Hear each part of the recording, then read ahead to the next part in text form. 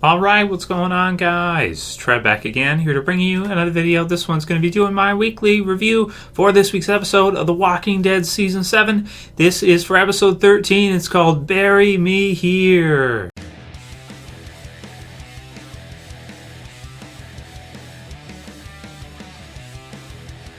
And huge spoiler warning, if you guys have not seen this episode yet, you definitely want to watch it before you watch my review. I don't want to be the one to spoil things for you guys, so I assume that everybody watching this going forward has seen the episode.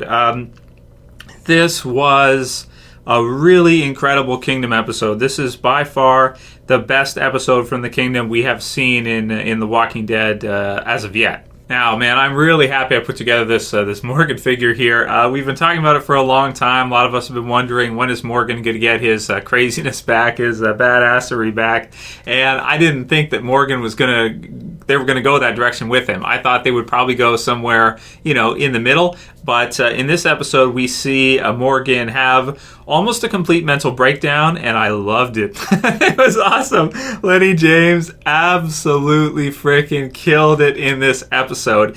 Sometimes when we have certain groups or we have certain locations in The Walking Dead, it can be a little difficult because, of course, some of the other cast members have to carry the episode, and, we're not always used to it because we're used to, of course, seeing Rick. We're used to Andrew Lincoln carrying a lot of our episodes. Yeah, we've had some with Negan and that too, which have been pretty good, pretty intense episodes. But this one, for getting to see this from Morgan's perspective and for him to be kind of our lead for this episode, it just was incredible. It worked so well. Lenny James just on his game 100%. Probably my favorite part of the episode wouldn't even be the deaths. It would be when Morgan says Dwayne. And, Ezekiel and everybody's looking at him like, Dwayne, like what is he talking about? And this is kind of like he's basically, he's kind of, he's slipped and he's kind of gone back to that clear state. And they really used some good techniques in this episode to show that, where you have kind of the screen jumping everywhere and kind of the clips and everything. And, Ben, because really Morgan kind of, takes Ben under his tutelage. He starts to teach him and everything, and he grows a bond with him. They form a pretty close bond that would be reminiscent of a father-son type of relationship, kind of taking over sort of a little bit as a surrogate father. Also, of course, Ezekiel doing that as well for him because he he's still pretty young. He's trying to find his way in the world. You got Morgan asking him about this girl, like, who's this girl, and this kind of stuff. This is typical kind of dad stuff that you see, or at least fatherly in that way. So he has kind of a fatherly relationship with Benjamin. And in this episode, when we see Benjamin killed, he first he's quiet, and then he relapses to kind of this clear state from before. And you even see the word in the episode, which was really great, bury me here and everything, and he's kind of losing it. And then he sees the melon. So, wow, what an incredible episode for Morgan, and also for Carol as well, too. I also like that finally Morgan tells her what happened with Glenn and Abraham, so she knows, so she's kind of caught up, and she's ready to fight, which is just what Morgan had said before to Daryl. If you'd have told her, then she'd be right here ready to fight, alongside you. This one was directed by Alec Riley, who's fairly new, just directed episodes from this season. He also directed The Cell from the first half, and I thought that he did a great job of this episode because it was really incredible. So we get the intro, really quick intro. We have kind of the Kingdom truck, and it has the one single melon in the back, and kind of, the question like, why are they filling up with only one melon? And then, of course, it kind of gets answered later on in the episode. So it's an out-of-place time sequence scene that we get to see, kind of giving us an idea, and then they come back to afterwards and kind of show us why. So we've got the intro. We've got Carol waking up, and she's crying.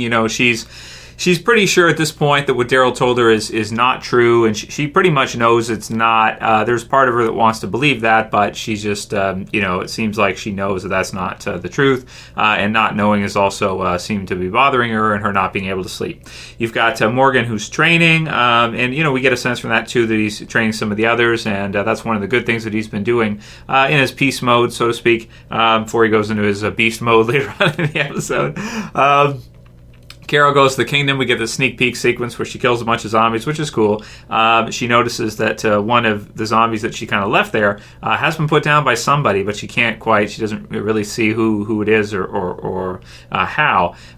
So then we've got her and then her and Morgan have a scene between them where she asks him who's dead, that kind of thing, and he tells her that she has to speak to Daryl about that. He doesn't want to really get involved and be the one to tell her, and then have Daryl be mad at him, so he doesn't want to get involved in that situation. But he will go to Alexandria with her if they want to go. It seems like she doesn't, at that time anyway, want to go. So then we've got her, who she kind of leaves. She tells Ben to do his drop. And then we've got Richard, who sees the backpack with Katie. And then, of course, later on we find out that Richard has set this whole thing up with the carts across the street and kind of delaying them, which is going to piss off the Saviors a bit there as well. And then also giving him the opportunity to short the drop. We've got Ezekiel and Nabila, the Weevils, so something wrong with their crop, so to speak, and they're going to have to take some of it out, and it's going to grow back.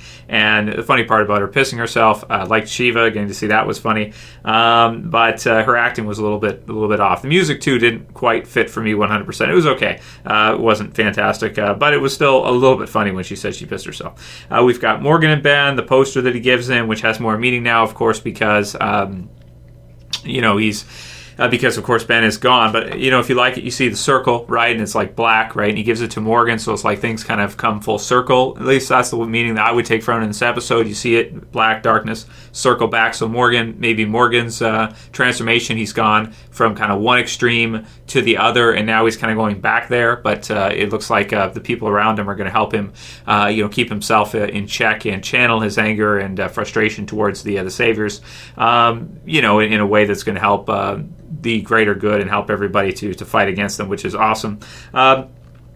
So then we have Richard, the day is coming where you can't be that good. So, it brings in a good question because, of course, morals and ethics are privilege of a rich society. I've said it many times in the channel throughout the years and the reviews and everything, right? So you do have to have a certain amount of riches in order to have the luxury to be a good person. If you're totally poor to the point where you have nothing and you have to eat, then you might have to steal in order to live, and you might have to do things that you don't want to do in order to survive. So you have to earn the ability to be a good person, right? So leave the cobbler. That was a funny scene with Jerry, right? When he's eating the cobbler. It made me think of Better Call Saul, maybe an AMC Easter egg, so to speak, a squat cobbler. So if you've seen Better Call Saul, you'll understand that. It's pretty funny. But it was still funny that Jerry wants to eat it anyway, so he lets him. So that was a funny scene. Jerry always cracks me up, and I got pissed when he got hit on the head. I was like, oh, what the hell? By the one guy who shoots Ben in this one before Ben bleeds out. And that's also one thing too in this one, that you had some very intense scenes, especially there at the beginning, super intense, not knowing of course what's going to happen, and unless it was spoiled for you by jerks in the comments, but it was really it was really intense, just seeing what the lead savior there is deciding to do, what he's going to do, and what Ezekiel is going to do. So Ezekiel decides to hand over the guns rather than being some kind of crazy standoff, shoot off, and having half of them maybe die. So he chooses peace, and then of course Ben is killed, even though Richard wanted to be the one to do it. Just do it. And that was Nike tells him to Nike that shit. And you hear it go off. It goes to black with a commercial. That was a nice touch, because then you had to wait until you come back after the commercial. It's like flashbacks to season 6 finale, right? Fade to black and then wait to come back to see who it was that got shot in this case, or Lucille in season 6's finale's case. So luckily it wasn't cooked that long. They show us after that it was Ben who was. And the nice twist in the episode, I suppose, is when Morgan kills Richard to make a statement to the Saviors. Also, I want to say in a way to show strength, to show that the people of the kingdom, they're playing the game, but they'll kill you too. They're pretty strong, and to kind of earn their respect, kind of an alpha to alpha kind of action, I suppose. And for Morgan, I actually really like it a lot too, because when you think about it, if you think back to season 1, when we first meet Morgan and the end of the episode of Days Gone By, he's looking at his wife through the scope, and he can't take the shot. So he waits, right? He waits, and he doesn't take action. And as a result, his son, of course, is killed. Dwayne is killed by his zombified wife. So in this case, for Morgan to kind of just lash out or relapse and just to go on the attack, It's perfectly 100%, I want to say, within character. Now, you might think for a second, like, it's a little bit crazy that he would go to that extreme. Why wouldn't he just tell somebody? He's dealing with a lot at this time. Glenn and Abraham were killed. He's questioning this new way of life and whether or not it makes sense in this current reality, in this current world. And at the same time, his big mistake that he obviously regrets a lot, and his superego's been thrashing the hell out of him about, which we even see with the guilt, with the wrist and the knife and that. If you guys didn't know, that guilt can be channeled into, basically, guilt can cause sadism. It can also cause suicide. It can also cause masochism. So he's questioning. He's thinking about it. He's got all this stuff going on, right? And he takes action. So he decides not to do what he did in the first season with his wife, where he let it go like there wasn't going to be a reckoning. In this case, he doesn't let it go. He jumps into action. His fury consumes him, and he kills Richard, beats him to death, chokes him to death, and then puts down the zombified Richard as Ezekiel and the others are questioning what the hell, and would there be some kind of punishment for Morgan, this kind of thing. It was definitely a strong action, and Ezekiel obviously has a lot going on right now, a lot to ponder, a lot to think about, but I think at the end he kind of says it, that they will have to fight, but it doesn't have to be today. It doesn't have to be right away, but they do have to prepare. And of course, that group of saviors did take a good amount of their guns, so we'll have to see how much more the kingdom has. We're not sure 100% how much they have in the way of firearms and how many people they have that can fight, but it seems like it's a lot. And it seems like also when we saw all the guns out and weapons out when Daryl took the crossbow, if they were short, they probably wouldn't let Daryl take that. He'd be like, whoa, wait a second, we don't have much. We can't be giving you that. So-and-so uses that or something. He learned how to use it because we don't have a lot in the way of weapons. So it does seem like the kingdom does have a lot in terms of weapons right now. So hopefully that won't be a problem. So that's the death of Ben and the death of Richard, who are both, I suppose, season 7 characters for The Walking Dead, kind of, which is fine. Neither one, I guess. Well, you can feel really sorry for Ben. You wouldn't really feel sorry for Richard because he wanted to be a martyr, and Morgan's kind of giving him what he wants in a way. Anyway, Morgan is showing him. Now they may have gone to war anyway, but Morgan is allowing him to have his own goal reached, which is to die so that the kingdom and the others can attack. So in a way, Richard gets what he wants. Morgan kind of becomes a full circle and goes back to super badass Morgan, and we get ready to see with Carol joining. The fight going to begin soon. He also tells her about, of course, Spencer and Olivia, as well as Glenn and Abraham, and she's shocked about it, but kind of natural, to the response, kind of used to it, I suppose. I like that too. It wasn't overacted or anything. Melissa McBride just kind of understands. She takes it in as if it's kind of like validation, because she kind of knew something had gone anyway. And the other part, of course, that they're forcing Rick and all the others to work under them, basically be slaves to the saviors. So this episode kicked so much ass, it's unbelievable. For Morgan fans, this episode brings Morgan back full circle. It takes him from being kind of an idealistic, optimist, overly optimistic person in a reality where you can't be that 100%, and it brings him back. He gets to come back. He gets to go full circle, and he kind of goes back to the clear mode, but this time he's got the people around to support him and to help him in a way where, yes, Eastman was great. He made him feel better, but a lot of that was kind of not,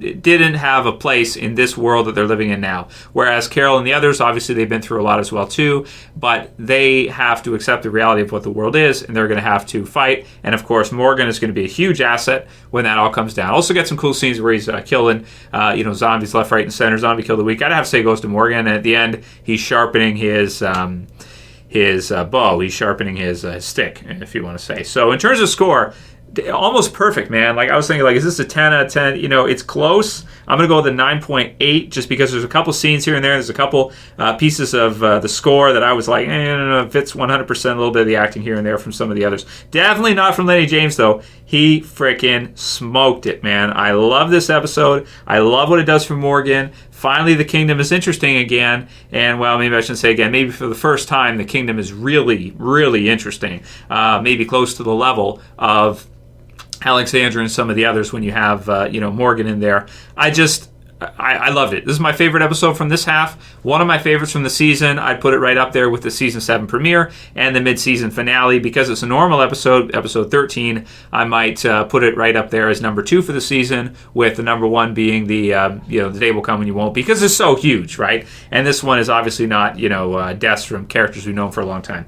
So amazing episode. I loved it 100%. The Dwayne mention was all we needed. That's what I took from it. The meaning of the full circle. That's what I took from it. Awesome episode. I loved it. Write your comments below. Let me know what you guys thought about this episode, if you liked it as much as I did. Maybe some of you weren't feeling it. It's just, as a Morgan fan, this is... we needed this. We needed this episode. We did. We really did. If you guys like this video, please don't forget, thumb it the shit up. You can also share. You can favorite. If you're new and you want to subscribe, bottom left is subscribe, and I'll see you back in about half an hour to an hour for my video predictions for what I think is going to happen next week, episode 14. We only have a few episodes left now, but that's going to be the other side. That's it for this one, guys. See you soon. Trev. Peace. Later, guys. See ya. What do you want us to do? I don't know, viewer. How about a subscription? Do you think that might be in order? Or is that too much to ask?